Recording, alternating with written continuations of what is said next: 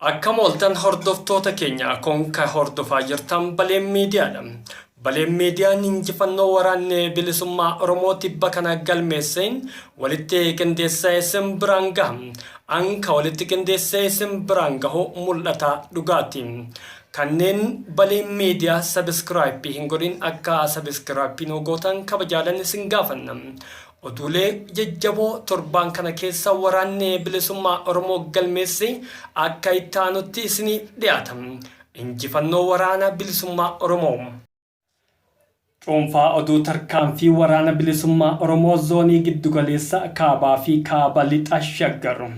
Irree fi gaachanni uummata Oromoo woboon zoonii giddugaleessa shawaa lixaa ona aadaa bargaa keessatti diina magaalaa mugar irraa gara magaalaa eelaa fiigaa turetti hattee hidhuun petroola 4 daara taasise loltoota BP 60 madoof reeffa sinnoo tokkoof petroola 3 guurattee jirti. Konkolaataan lama rukutamee akkuma jirutti daandirraa goree qilee bo'oon guutumaa guututti namaa fi konkolaataanis daaraa ta'ee jira. Akkasumas godina addaa sulultaan magaalaa kan taree keessan dabeessa sa'aa tokko eegalee diina burraaqsisee darbattee qajeelchee jira. Erga diinni magaalicha gadhiisee baqatee basaastonni diinaa harcummee wobootiin garafamanii jiru. Ijoolleen jeneraal Taaddasaa Birruun Salaaleen magaalaa daawwachaa seenuun humna diinaa achi keessa turte hari'ee lafichaa to'annoo isaa jala oolchus waraanni bilisummaa Oromoo zoonii giddugaleessaa gabaasee jira.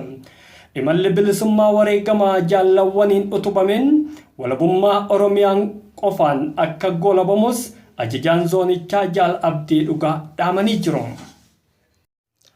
Oduu injifannoo birootiin immoo Abdii fi gaachanni sabaa woboon zoonii Kibbaa Jabarraan Soddon Booroon kololeessa 17/2021 guyyaa dheengaddaa godina Gujii Bahaa Aanaa Gumii Adoolaa Gandaa Bobbaa Eddoo Addaa Irreessaalee Baamburii jedhamutti lukkeelee diinaa irratti hattee hidhuun konkolaataa petrool tokko daaressee lukkeelee diinaa ammoo 14 battalatti lubbuu baasuun 18 madoo cimaan adabee jira.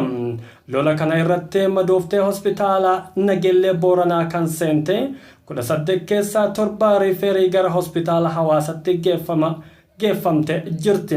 Halkanuma kanaan reeffa ammoo Eddoo Kaambii Diddaa Xuyyaara jedhamutti awwaalachaa buluusis waraanni bilisummaa Oromoo maddeen keenya ibsanii jiru. Oduu xumuraatiin immoo adoolessa 19/2021 gaachanaa fi irree saba Oromoo kan ta'e waraanni bilisummaa Oromoo guyyaa har'aa gaachanni uummata Oromoo waraanni 100 lakkaawaman leenjii jajjabee bifa adda taheen kennamaa ture uummata Oromoo 1000 lakkaawaman waliin ta'uudhaan eebbisiisee jira. Jajjabeen zoonii giddugaleessa kaabaa fi kaaba lixa shaggar sululaan mugar keessa naanna'uun dhiichisaa burraaqaa jiraachus waraanni bilisummaa Oromoo zoonii giddugaleessa dhaamee jira. Injifannoo guyyaa har'aa jajjabeewwan qaaliin waraanni bilisummaa Oromoo leenjii jajjabummaa leenji'aa turan ifaan ifattee eebbisiisee jira. Injifannoo uummata Oromootiif Oromiyaan bilisummaa fi walabummaa iseetiin goolabamte waraanni bilisummaa Oromoo injifataadha. Hanga oduu biroo qindeeffannee walitti deebinutti nagaan nu turaan dhaamsa keenya.